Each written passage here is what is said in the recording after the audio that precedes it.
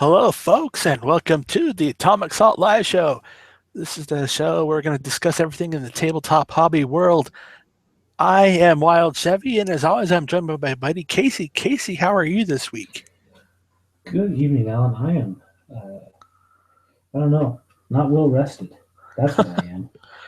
We got gladiator games coming up this weekend and got a lot to do to get ready. I don't think that there's anybody in this room who's been, busier than me when it comes to gladiator games. Yeah, I bet. I mean, you've got a lot of events to do, right?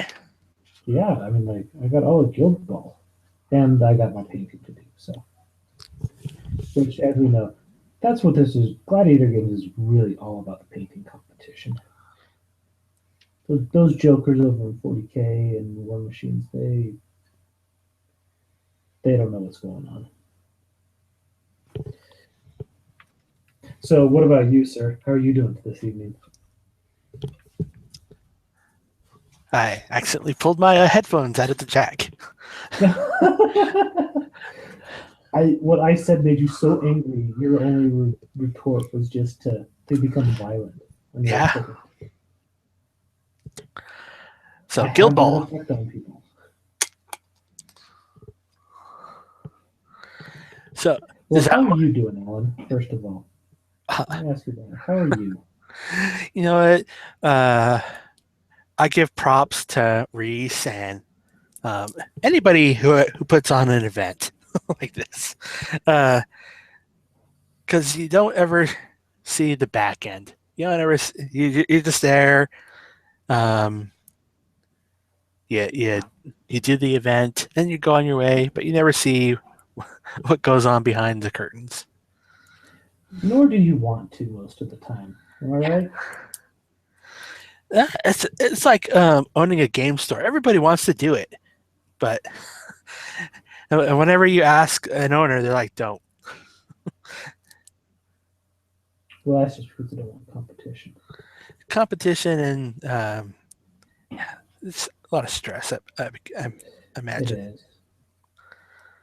Well, it's always the proverbial addict becoming a dealer, which is never a good idea. So, So why do you say that? What has got you so frazzled here, sir? Just it's crunch time. It's the the weekend's gone. Everything's gonna come down to the last minute, and uh, So for everybody who doesn't know, which probably isn't many of you, Alan is the main organizer for the Salt City Gladiator Games, which is coming up this weekend. He's just too polite to say it on the show. main organizer. I don't really like call myself main organizer. I'm like the main volunteer person. I like I You're the everything. Yeah, I'm the everything person. They're like, hey, we need this done, and I'm like, hey, let's have Alan do it. I'm like, okay. I've been So running the online store. I've been um, making sure our sponsors get us stuff, and we get stuff to the sponsors. Uh, and it's a lot of logistical stuff. And even tonight, I'm pouring resin for trophies. they wouldn't give you all this responsibility if they didn't think you could do it. Yeah. Well, I'll that's just what you be tell glad. yourself, right? I'll just be glad when people have a good time and share their stories. That really is why we do this, isn't it? Yeah, it's all for the community. That's what I tell myself every morning. It's all for the community. Doing it for them. They may not know or appreciate it, but I'm doing it for them. So after this, are you going to take a nice long vacation, sir? No, because I got to get started for next year. Okay, so let me ask you this. I mean, at the risk of, like further destroying your sanity, when do you like, I know you're going to start playing immediately, but like theoretically, like how far out are you, like, does the work really start? Um, about 8 months. Okay. And what starts happening right at the 8 month point? Uh, you have to get so we get the event. Um, we lock in our time for the event and start. So like the start of the year is the best time to solicit people for money or or stuff because that's when everybody's doing their budgets. Mm-hmm. So you have to send out nice, lovely letters. Well, not begging and pleading, but close to it. Begging to pleading, but without really begging to pleading. Yeah, schmoozing, and then you just kind of gather momentum, get people buying into the whole event. Pre-orders help a lot, but it's hard to get the community to plan that far ahead sometimes. Hey, I finally just got my pre-order in. Thank you very much, sir. Last almost last minute too. Just about. I wouldn't say last minute. I'd say last 5 minutes. More like. But yeah, I'm sorry. I'm always like that. Well, like I said, it's just how the community is, and we're hoping to grow next year, which means we have to make sure everything is we get more people involved behind everything. Has your has the support gone up? Yeah, we have almost $4,000 of price support this year. Holy cow! So then, how do you decide how that price support gets allocated out? We it depends on the organizer for each tournament or the company who sends it to us. Okay, so the company gets to kind of dictate how their price support is Yeah, used. Cromlech, um, they sent us some stuff for the general population the prize area, but they also said here is an orc bust. We want this to go to the best painted award. Oh, okay. So they specified we want to go to this. So, outside of the usual categories, will there be like random prize drawings for folks, or Yes, it's not a raffle because you can't really call things raffles, but we will give people tickets and the tickets that go over everything's sectioned off and they'll put their tickets in a bucket and get something hopefully. okay? Because I know I've been at certain events before where they've actually gone around and just kind of awarded spot prizes for people who look like they were doing having a good time, or were taking part in events, not just standing around, or playing lots of demos, that sort of thing. You ever thought Yeah, about that? it just depends on the vibe. Like, I'm not saying that's the right way or necessarily the way that you have to do it. I've seen it done, and it was kind of like, oh, that's nice.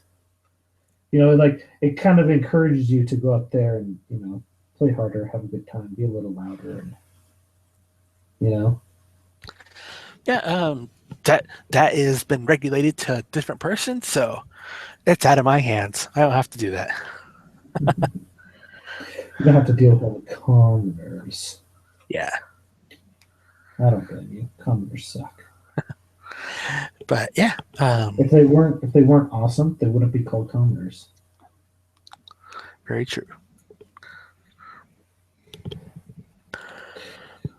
So, what are these awards that you're pouring? What are they going to be? These coins will be spray painted up and put on plaques, and will go on to they'll get nameplates on them, and then there'll be the awards for almost all the events we have going on. Okay. Do you have kind of a demo that you can show us, or is Yeah. that the black one right there? Can you maybe just kind of show it off a little bit? Yeah, so I'm using smooth on, smooth cast Onyx. It's a 1-to-1 by volume. So I got these little measuring cups here. I already know the measurements.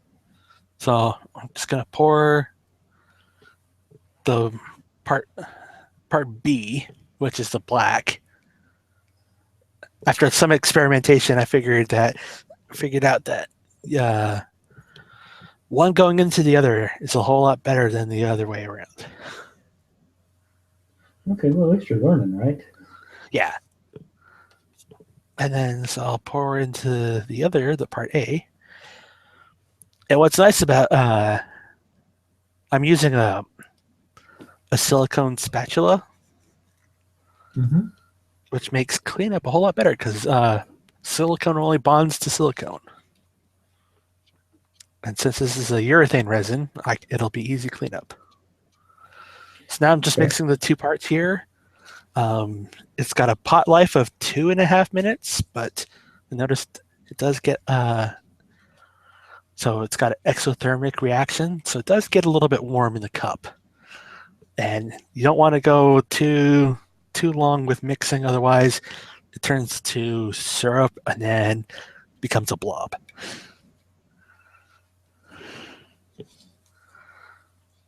All right, I've got the two parts mixed up. It's starting to warm up in the cup. I'm going to pour it into the silicone mold here.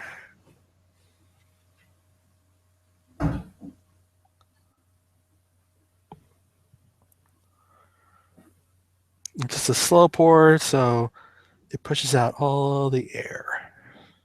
Yeah, you don't want to just kind of slosh it in there and get like air mixed into your resin, correct? Correct. Just let it do its own thing. So just let it push everything out.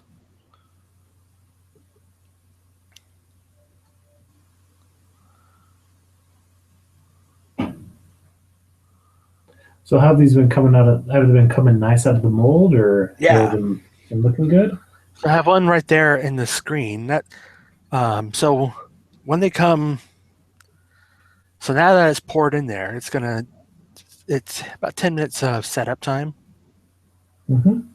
But then you pull them out of the mold, and it's called a green state.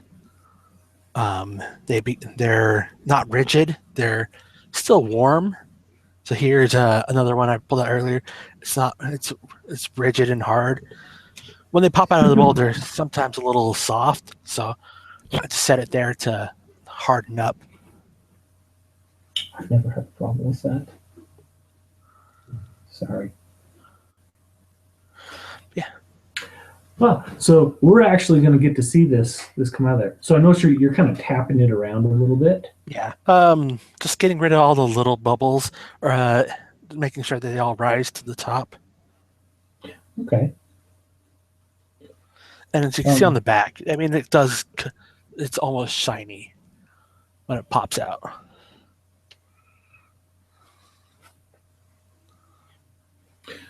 So are you using any kind of like mold release or anything on this so it comes out nice? No, not on this one. Just because I'm burning through this mold like crazy. I know it's not. I'm not gonna save it. I've got the original.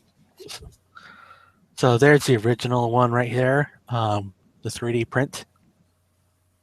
So if I ever need to make another one, I'll just pour another mold.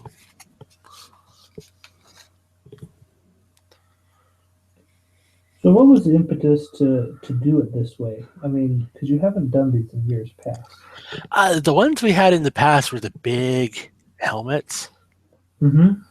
and cost. For the amount of 33 trophies this year. Whoa. Last year went through a whole gallon of resin. This is about half as much.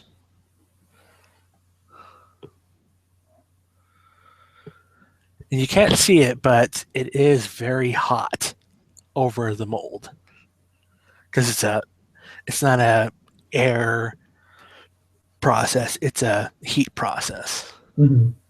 It's a chemical reaction. Mhm.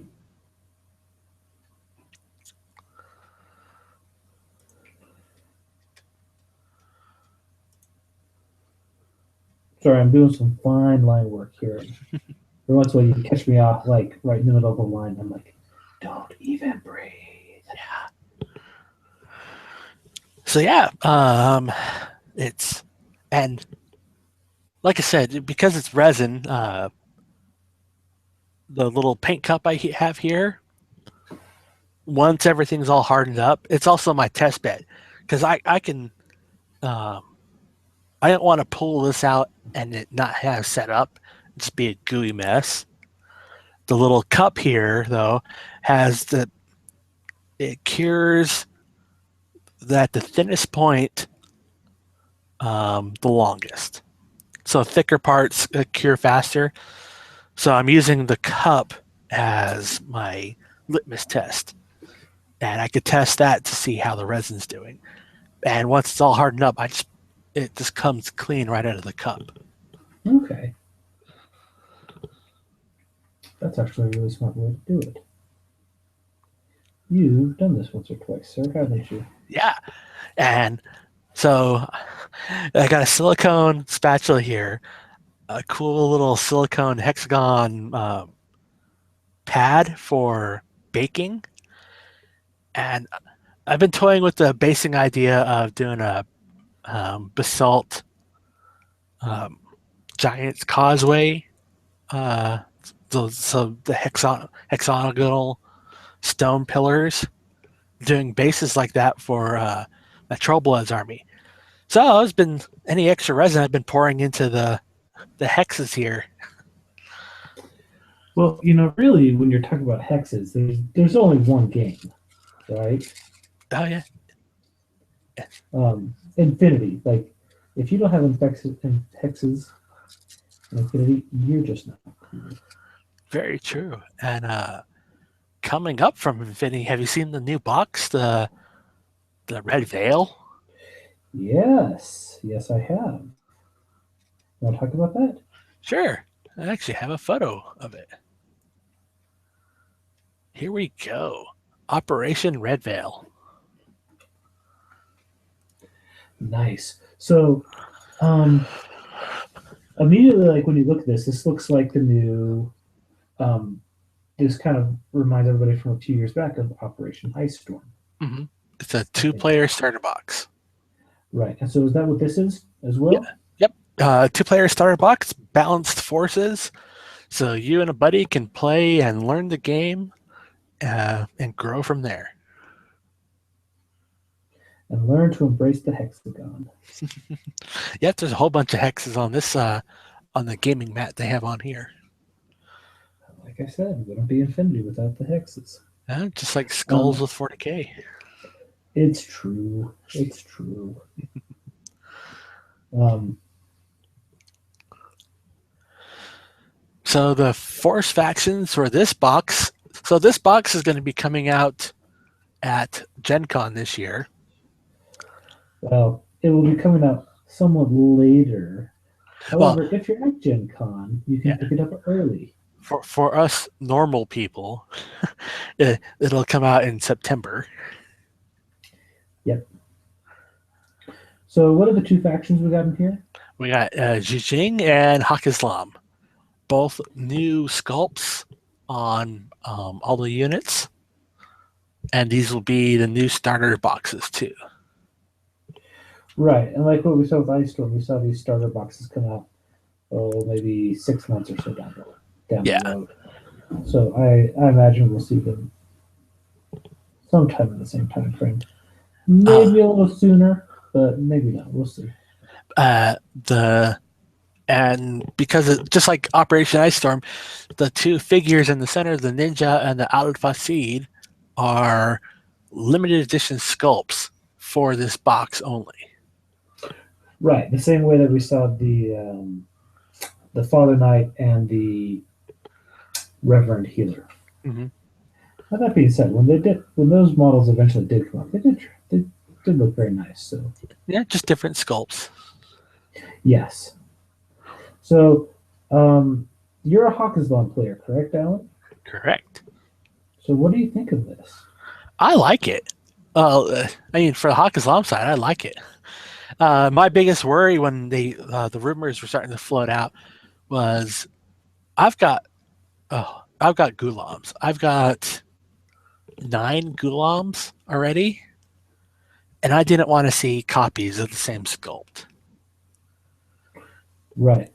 So we got 3 new sculpts here. Um, we've No, so got I would definitely say that they are maybe an homage to the previous sculpts. mhm. Yeah, because you got the one guy who's got this his knife out. The one before looked like Solid Snake from Metal Gear Solid. Mm-hmm. But yeah, we got the new Hawk Islams or the Gulams. We got the Tariq, the TO sniper. Um, we got the super jump guys and a hacker. And that's what's going to be the new box. So, why don't you kind of step through the guys that we have here for on the Hawk Islam side and kind of tell people what they're all about. Let me. So here is a different picture. This shows um, what the starter sets are going to be for each, and then the exclusive miniatures.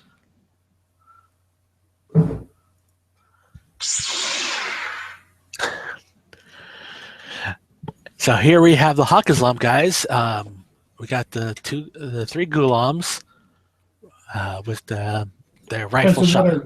what are gulams? They're line infantry. They're your basic basic troop units for the faction. Okay. They they're pretty well rounded. They have almost every weapon at their disposal. Yeah, I gotta say, I think gulams are probably some of the best light infantry in the game. They may not be like the heaviest armored, but they've got great willpower. Yeah, for hackers and medics, these guys rock pretty well. Yeah, I mean, when you see like a hacker or a medic and a line infantry, you kind of say like, well, it's there, I guess, in like a pinch, if I really, really need it. Whereas the gulams actually can actually do those profiles justice. Mm-hmm. Then we have the Tariq sniper. She's got TO camouflage, infiltration unit. So pretty buff little unit for a starter set. Now, is this a new unit, or have we seen this unit before? It's been around for a while. It's a brand new sculpt of a.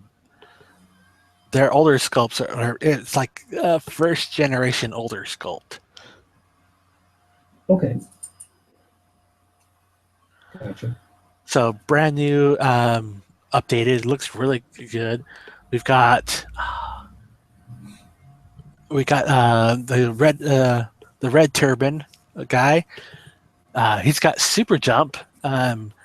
He's a shorter version of Tariq Mansouri. So these are genetically modified troopers that just almost like almost like a heavy infantry. These guys are brutal. You don't want to see them in close combat.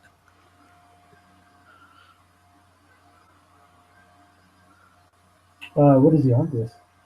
Mhm. Rifle, light shotgun, but I think he has poison as well. So any attacks in close combat inflict another wound. He said, "One with that rifle light shotgun. It's really he's got. It's the super jump and regeneration. right? That Yeah. he has that really takes a stand in the top. And then we have the hacker in the group, which is really interesting. Seeing a hacker in a starter box because that's a whole couple of pages of rules. Steel Phalanx has a hacker in their starter box. Yeah. And I think then you're starting to see it more. yeah. And then you have the big guy, the Alpha Seed, who's got HMG light grenade launcher. Because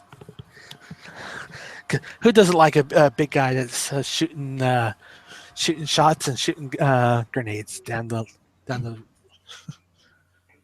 Yeah, range? this is the one where I'm like, really for the starter box? That's what you're gonna put in there? Well, That seems a little. That seems a little brutal. he's not in the starter box. He's in the two-player box, but he's the exclusive miniature for the box. Okay, fair enough. But you know what I'm saying. Yeah, it does bring a little bit something to the table.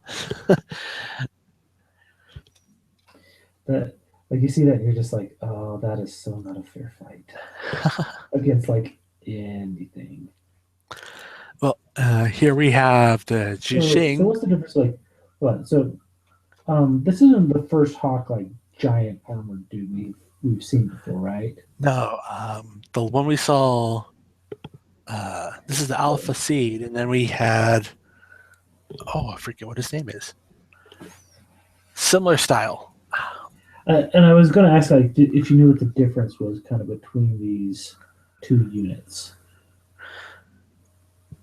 They are. It's a weapon loadout. This got the same armor values. I'm just trying to like figure out, like when one would take one of these guys over the other, sort of thing. I think it's the weapons. This one's got the HMG. The other one has a Farbach and a Spitfire Mm-hmm. options. So this is a unit that you're gonna in the starter box, depending on the missions, he can just camp out on his zone and take it over just by points and by strength. He's not gonna get moved very easily. Sure. Or if you're feeling aggressive, he's a great way to put pressure on the enemy. And some of the fluff stuff that came out before the box was released, like this is a stealth mission. I don't see how you can take an Alpha Seed armor and make it stealthy. Well, you heard how they do that, right? They put it in a crate or something. They put it in a porta-john. Uh, Yeah, they put him in a giant porta-john, and they just kind of like they kind of ship him in. Then when the time is right, he just kind of like busts out of there Steven Tyler style, like. uh, so here we have the Yijing. Do you want to walk us through those? Yeah, sure. So same as we have the Gulams for the light infantry, we have the Zangshi. Here we have three of them. They all have combi rifles. So they, these guys are pretty much just like bog standard cheap. Excuse me, light infantry. You're not going to see a whole lot of special things going on with them.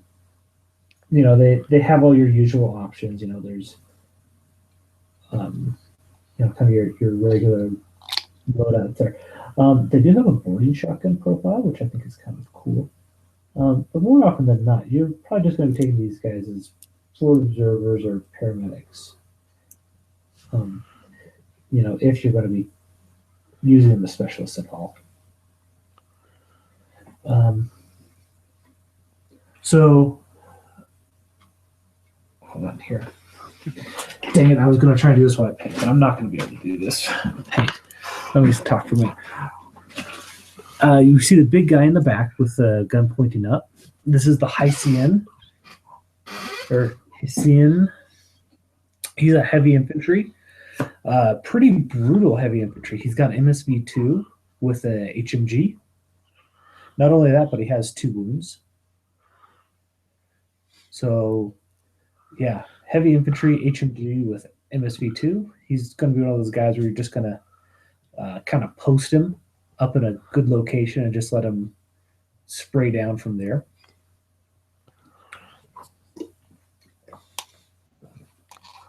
Then right next to him with his 2 fingers up, that is a Zhu Yang Invincible. He's another heavy infantry type guy. People call him kind of a light heavy infantry or a poor man's heavy infantry, which I don't think is quite fair.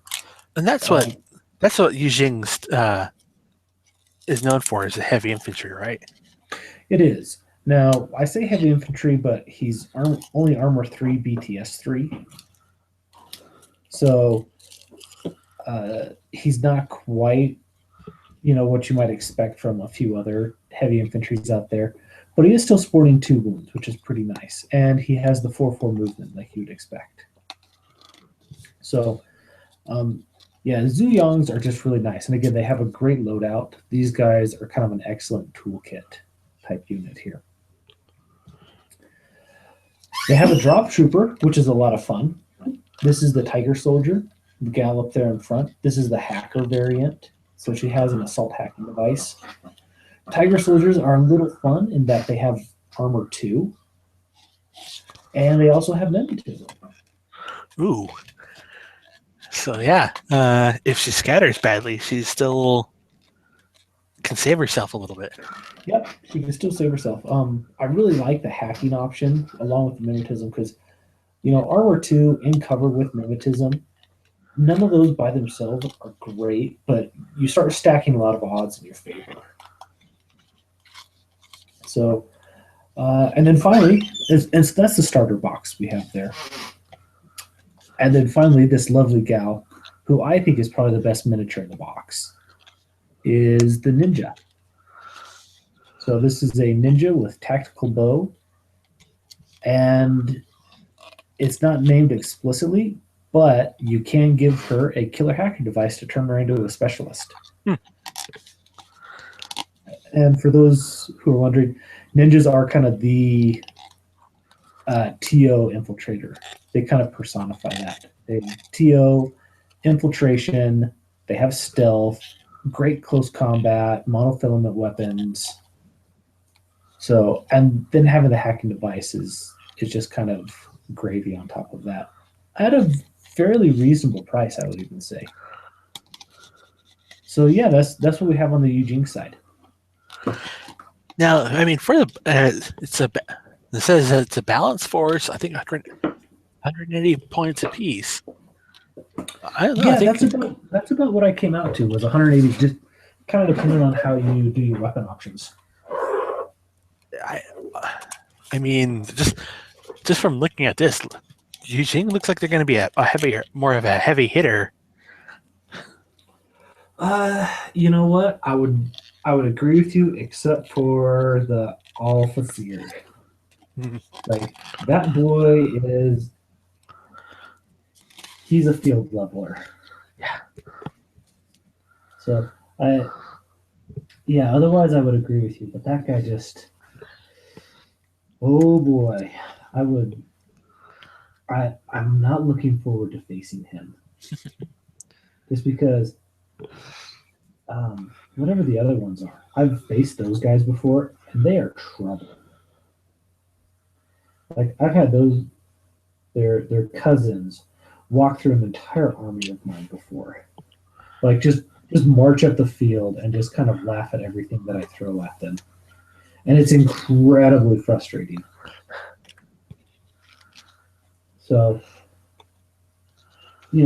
starter boxes by themselves, maybe a little, slightly Yu Jing heavy. But I'm not sure.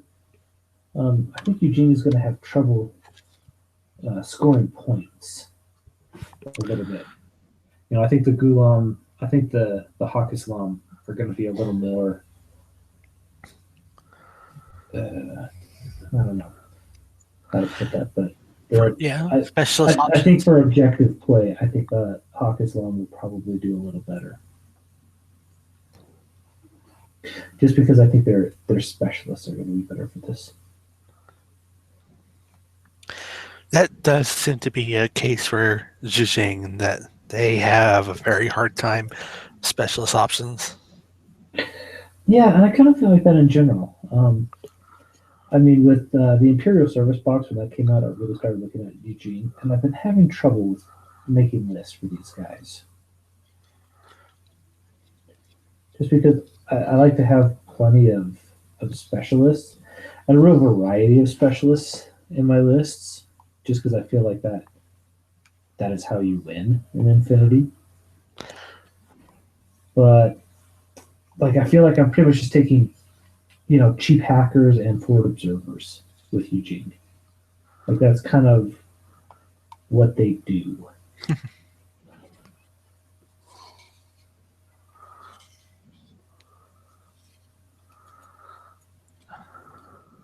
Um, but yeah, I guess we should also talk about that. There is one more miniature here in this box if you pre-order it. Yes, it's the new Yan Yan sculpt. Is he fat? Is he fat? You got a picture of him? Is he little? No, Tell me he's he's not. chubby. Is he at least chubby? Nope. He is the resculpt of the battle foam Yan Yan. Oh, boo. Come on, Chorus Valley. Give us fat Yon Yon. Is there a photo?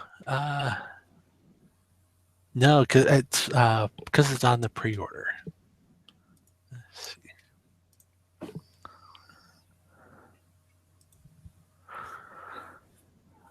But yeah, the Yon Yon, he's. There he is on this tactical rock. Yeah. I think that's like the derpiest looking pose from that angle.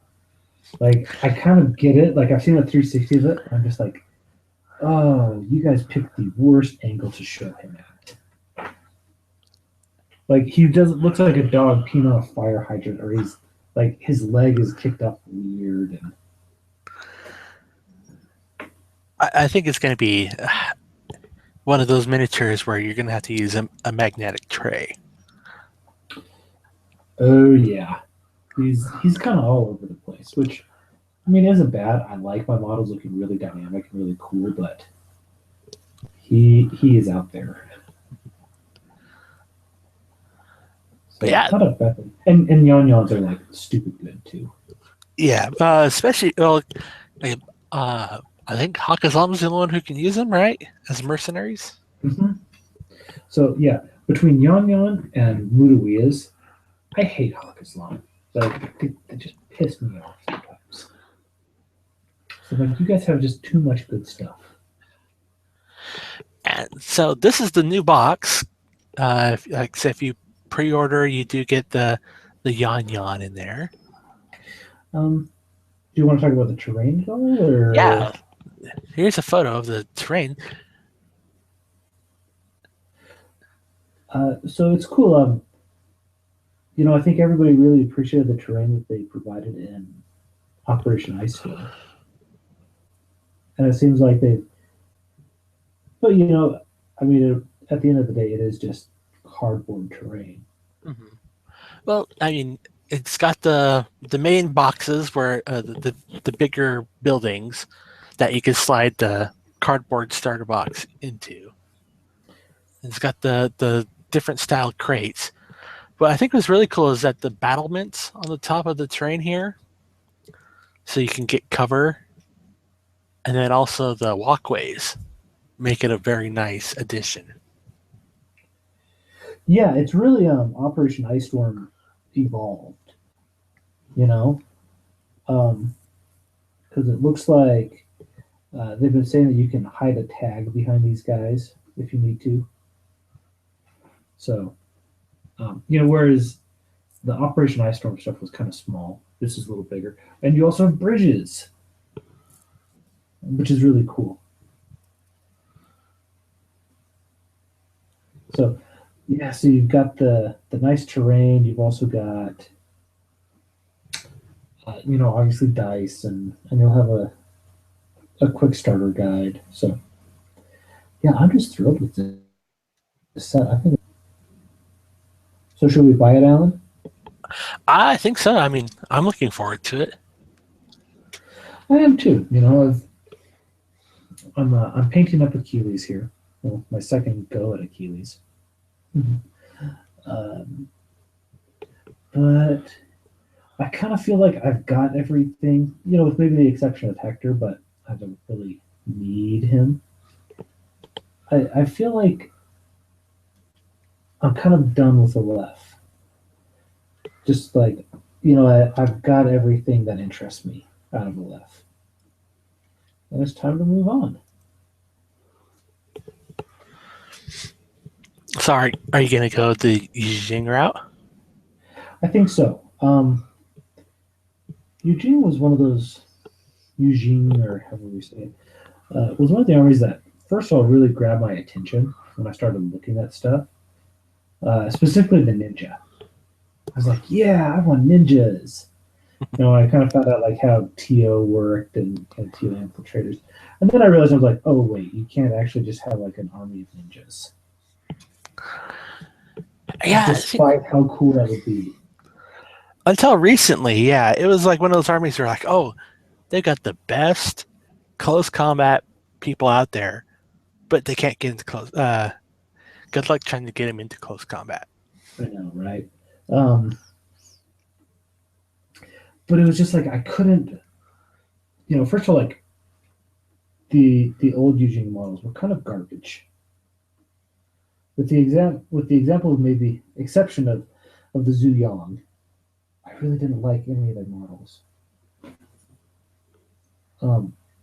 And this was also like the time when Ajax and Penicillin were just coming out for a laugh, and I was like, "Hello, power couple."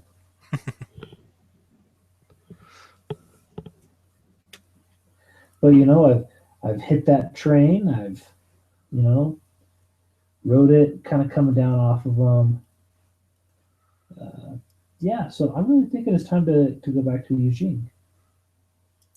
And the girl that I always kind of liked back in high school, but she you know, wasn't all there.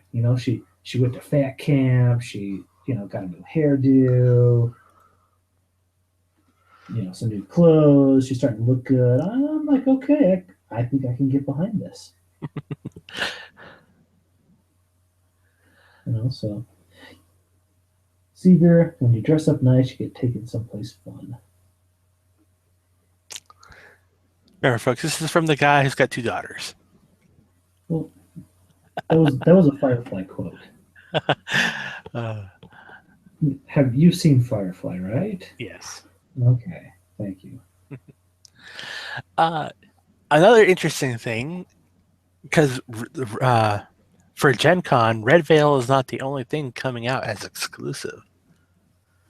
Uh, Yeah, the Red Veil is going to be pre-sold at Gen Con, but their exclusive miniature is the Unknown Ranger here for US Ariadna. and what a hot mess he is. I know a lot of people are loving him, but that shield, it just blocks the whole model. Like he's got big old gun strapped all over the back of him. He's got this big shield in the front. He's got a big heavy helmet with mask on there. Um, they've covered everything interesting up on him. I feel like to a certain extent, like I just look at this guy, I'm like, he looks and feels like a bad kit bash. It's interesting. I mean, he look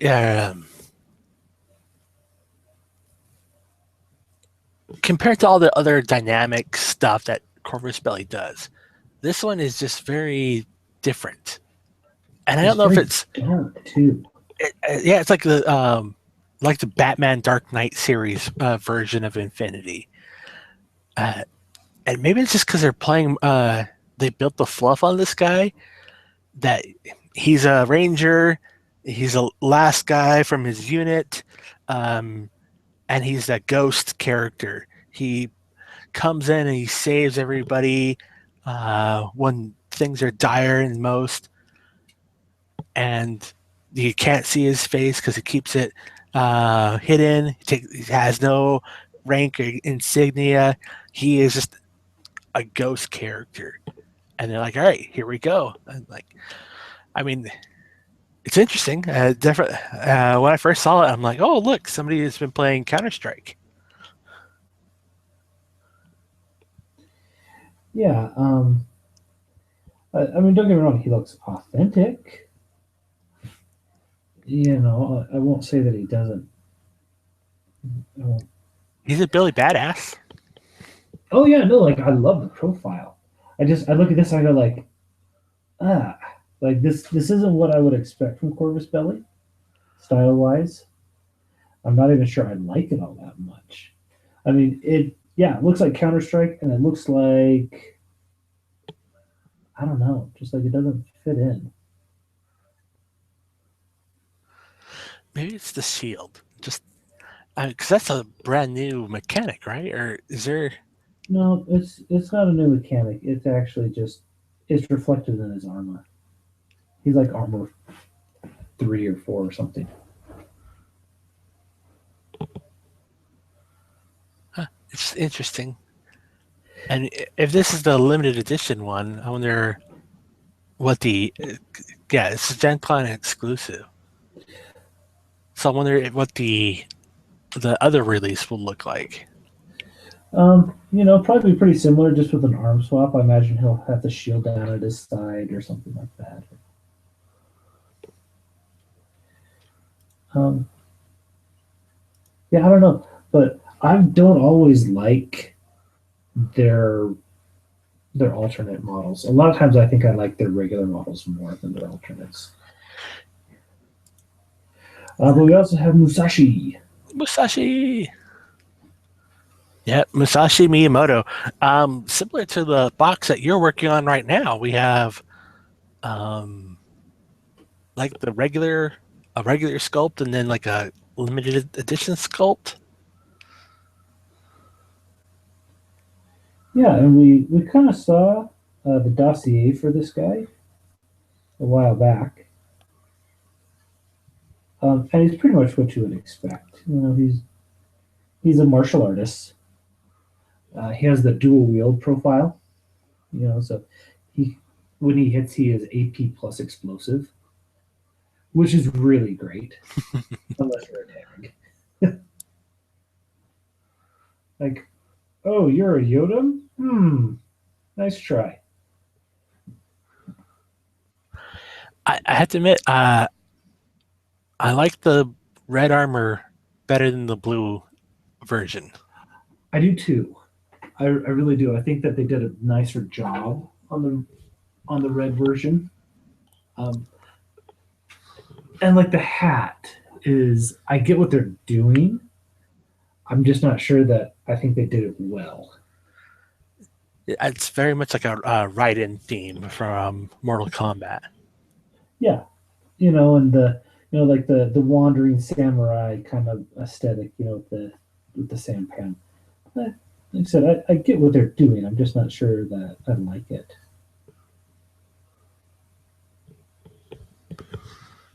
Um, yeah, I think he'll be fun to play. He's got a lot of people excited for him. And you can use But them in, like, holy cow! Like, can we stop for a minute? Right, because I'm painting. That's what I care about right now. Can you check out the freehand on the back of that? yeah. And That is, I think that's what makes the red armor look a lot better. It's just the armor, the shading on it, and then the freehand that's done on there. Yeah, yeah. I was just looking at that, and I think you're right. I think that's why I think the red armor looks better. It's just some amazing freehand work.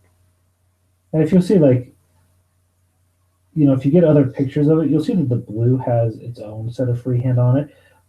But I don't know if it's just because it's darker or what, but it just doesn't seem as impressive.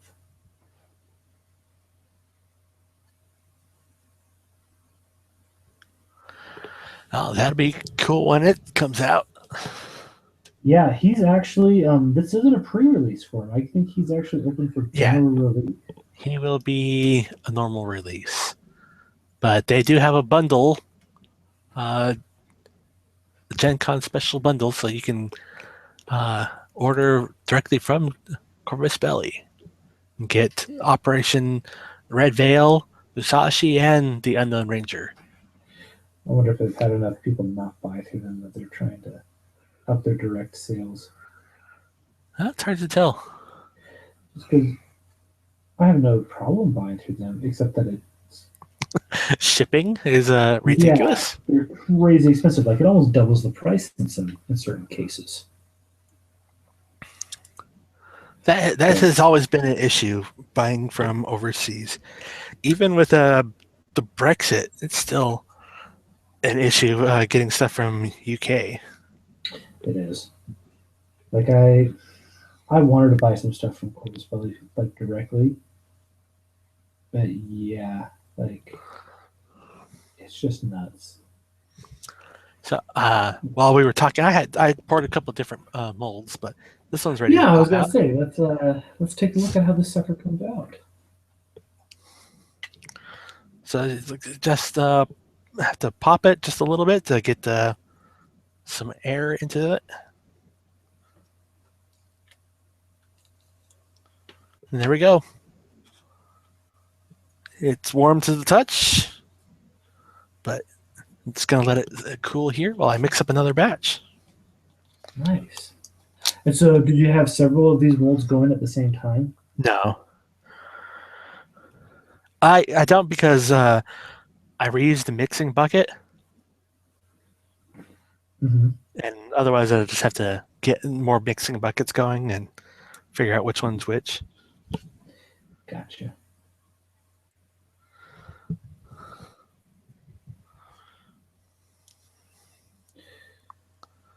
All right.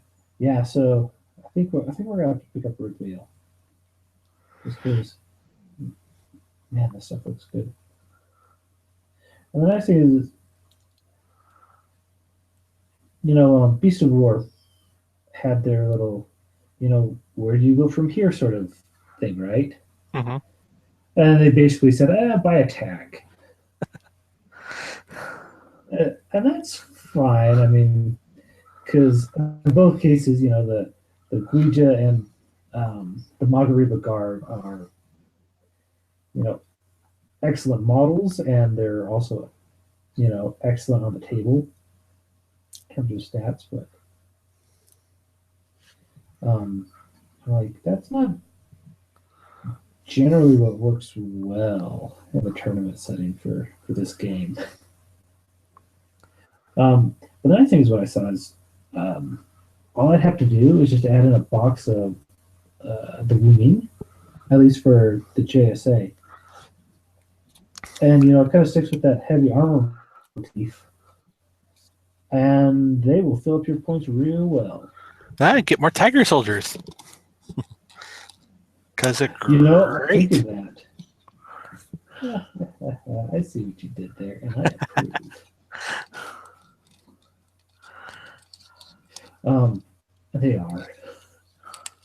And some people don't like Tiger Soldiers. That's No, everyone. drop infantry. It's I've taken it a few times. It's can be hit or miss. Like, but when it hits, it it's amazing. It is. And, it's really in, like, they're not going to be there every game for you with drop infantry. Like, I mean, like you said, sometimes they do nothing, and then other times they win the game for you all by themselves. Uh, And I've been on both sides of that in both scenarios. and like even I've had a buddy who plays U.S. Ariadne, or just he plays Van Zant. So I know Yeah, to always deploy with guys facing the edge, just in case. yeah. Oh yeah, for sure. Um, Yeah, like I remember I had a game where the guy actually had a pair of what are the Pano guys? The The Sikhs. Bogmari. Oh, Bogmar, yeah. Yeah, he brought in a pair of Bogmari, and it was just like they just got chewed up. You know, that to the point where I was like, you might have just want to left them off the table.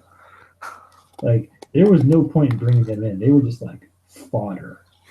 You know, But then I've had other times where um, I've brought in a TO guy, sorry, an AD combat jump guy, and they just walk through, like half of someone's army just because the positioning and the terrain was there and it just worked out. Yeah, the Yan Yans running QK Force. I take those guys, and they're cheap. 8 points, smoke. I'm like, oh, if they die, whatever. Yeah, well, I mean, just another reason why I hate Hawk Islam. Oh yeah, we got AD combat jump guys. They're 8 points. Oh, hey, I mean, if we get the fat That's Yan pretty Yan, exciting. that's going to be great too. Oh my gosh, I will.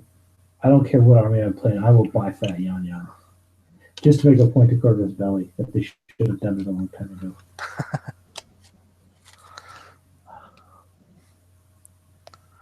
So yeah, my mixing club's all clean right now, and back to the pour.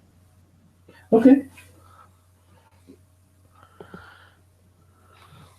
And then how do you clean out the mixing cup? Does it just kind of pop out of there as well? Yeah, just peels like skin. Kind of like having a white No. glue when you put Elmer's Okay, on your hand. gotcha. So much highlighting. Remember, less is more. Oh, I know.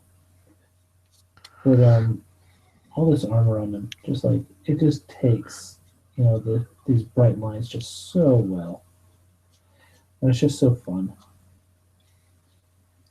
Because I'm starting to get to a point where like my lines are getting good because it's hard. It can be really darn hard sometimes to do a line right. Oh, your hands start shaking. You're just like you want to get as close as you can, but you can't get close enough. It's like Yeah. doing eyes. Well, I've told you the trick to eyes before, right? You got to do the eyes first,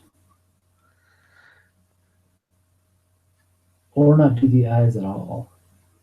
Bum, bum, bum. Because what I've been finding, and this might not fly in a competition piece, but if you don't do the eyes, it actually looks more natural. I've found. Just ooh, let me rest my neck here. Because try looking at if you're sitting around the table or you're sitting in a restaurant sometime, look at people from different distances, and you can see the whites of a person's eyes who are sitting relatively close to you. But once you go past 4 or 5 feet, you can't see the whites of their eyes. I mean, you might see like little flecks of discoloration in there, but it's just more like a shaded area. Mm-hmm.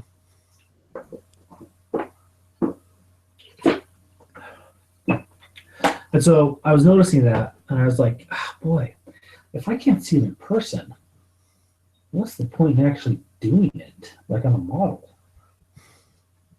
And so I've tried it on a couple of times, and I actually like the result.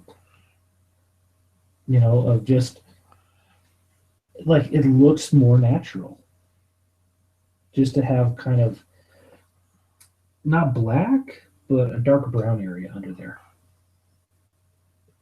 And I know like some people might scream at me and say that's heresy, but it works. I'm speaking the truth. I mean, yeah, just depends. Yeah, competition piece versus gaming piece. Man, we Well, always stress like what you do for uh, painting competition piece because that you're going to be scrutinizing that with a magnifying glass. But beyond that, 5 foot rule. Everything looks better yeah. 5 feet away. I mean, here's the thing. Like, I put like a model with eyes next to a model that doesn't have eyes, or just has the eye sockets darkened. I'll be honest. I like the look of just a darkened eye socket better. I honestly think it looks better. Now, a judge isn't going to like it because they're going to be like, "Hey, you didn't paint this," and it's like, "No, I made a stylistic choice, and I made the right one. I made the model look better. I didn't, and I did what was easier. But I I can't really go telling a judge that, Yeah, it's all aesthetics. right? And that's kind of the hard thing when you're painting a model. Is just like, I'm doing this style, but is that something they're going to appreciate? Or are they just going to think like I did something weird? Yeah, you want the miniature to tell its own story. You can't just tell people the story of the miniature.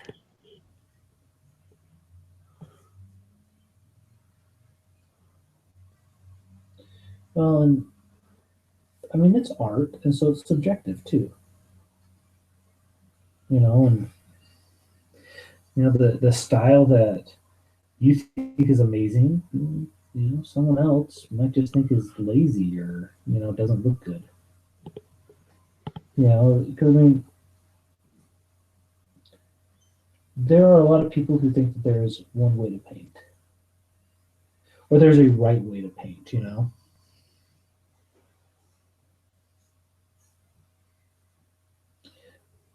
I don't always agree with that sentiment,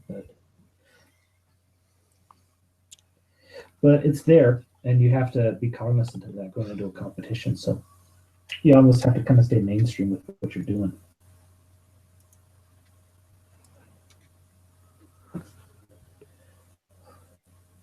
So I don't know if you saw this yet.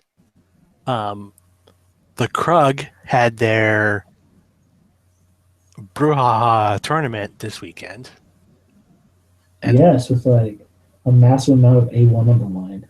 yeah, And I'm sad. I'm like, I want to compete for that. I want that A1.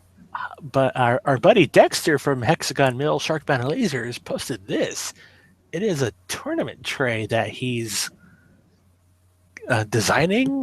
Maybe I'm not sure what's the deal, but it's using his printed MDF, and so yeah, it's pre-made bases that are pre-painted for your miniatures, That is what he did. Holy and crap.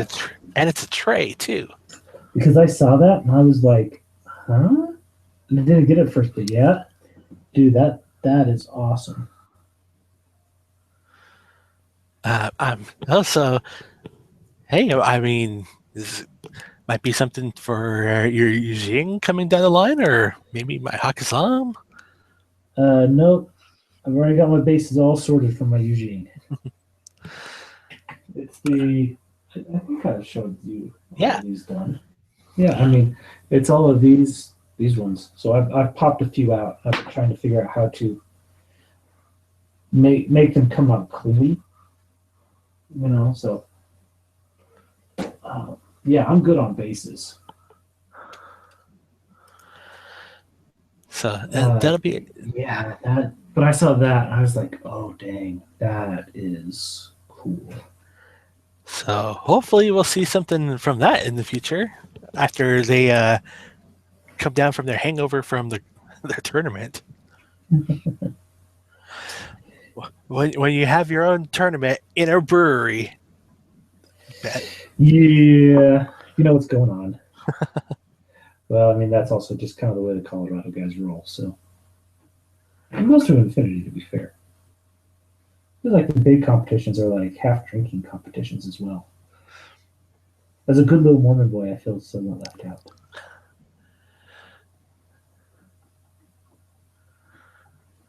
All right. Do you have anything else, Casey? No, just lots more painting to do. Yeah, I got more resin to pour here, but that's it for us, folks.